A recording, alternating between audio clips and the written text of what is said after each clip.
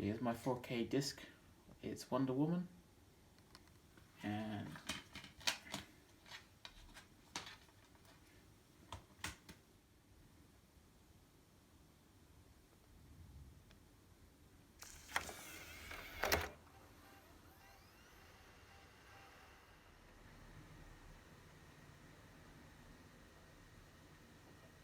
so it's initialized the Blu-ray player by putting the disc in. Of course, you would know that.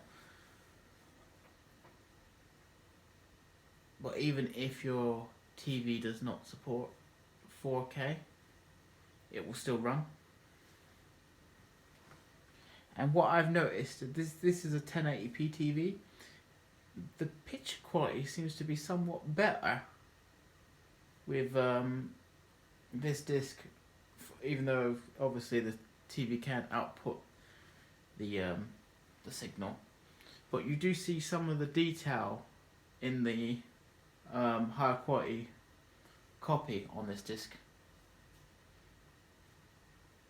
Well, the way to prove that it's obviously running at 4K is at the top. If you look, see here, 2160p, and it averagely uses about 33 megabytes to 80 megabytes. I've seen it go up to 120 once, so that's quite high, because standard Blu-ray tends to cap out at 24 to 32, depending on obviously what's seen, what scenes there, of course. So if I run it, it will show you this is one of the best things about the game consoles, because they actually show you how many megs each frame's using.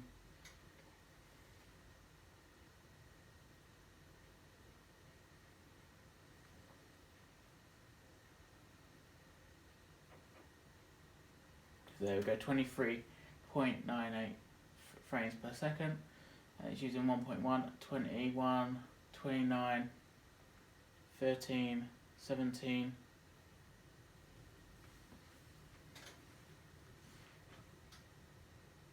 So when you stream, it's pretty much maxed out on 1080p at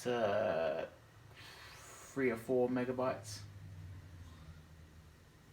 because streaming is compressed. Now 4K,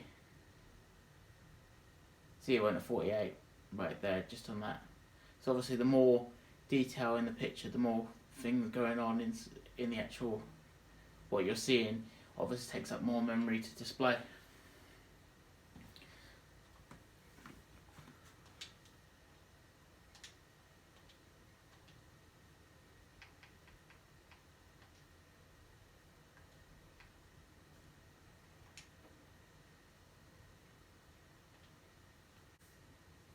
Yeah, so when you stream, it maximizes out at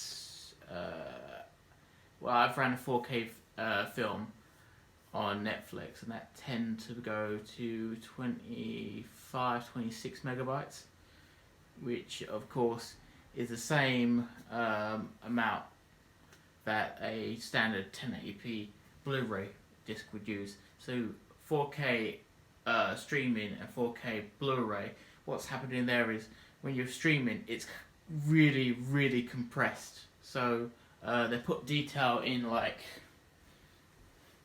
say this graphics here and here, but then all of this in the background here will be lowered, and that's in order to maintain in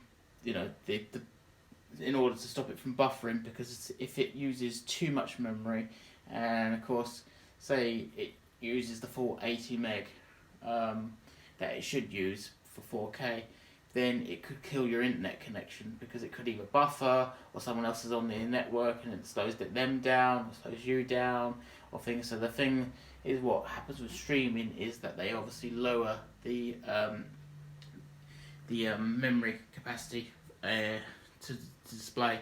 So they obviously compromise in certain places on the picture, but obviously the things that you less notice. So the drawback is like, say, in the distance, it's not true 4K, but then you've got the you know, the close-ups. Those are being rendered in 4K. But obviously, as I said before, it's not true 4K. It's better than most. I mean, when you watch TV as well, that's not exactly full 1080p. It's compressed again. Everything that's not on a disc is compressed, or on a memory stick or whatever, because of course these things, well, actually depending on where you've got the copy from on the memory stick, that's compressed. So yeah, the best format is still on the old optical disc, well, in this case the Blu-ray disc. But like when you buy CDs, the quality of sound on that is far superior than what you can download on iTunes. It always has been, because on the CD, you know, you've got the master, basically the master copy from the studio, and whereas iTunes, they format it to a specific format, which is obviously a lot lower in quality to a CD. But again, the same thing applies to you know, movies and videos and whatever. So anyway, that concludes it, and it just basically shows that the Blu-ray player does work in 4K, and even if you've got a 1080p TV screen, it will still run. It won't come up with an error like 3D does and say, oh, your TV is not compatible, blah blah blah, and it just won't play. But this, on 4K, it will play on any screen. It just obviously won't output to 4K, but what you're actually viewing is actually 4K, even though it can't actually display on the TV screen. But as I said before, the picture quality will be slightly better than your standard 1080p Blu-ray, all because there's more detail in each frame than there is on the standard. Well, thanks for watching, and don't forget to subscribe.